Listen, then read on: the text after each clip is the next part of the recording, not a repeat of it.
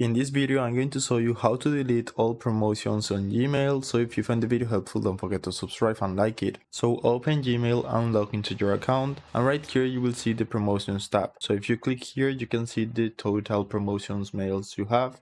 As you can see, I have more than 11,000 mails, and this will take a lot of space on your Google account. So if you want to delete all of them, just click this checkbox right here, and it will select some mails. So if you want to select all the promotions, you will need to click right here. And now you can simply click the delete icon and click OK if you are sure you want to delete all the promotions. So all those mails are promotions and spam probably.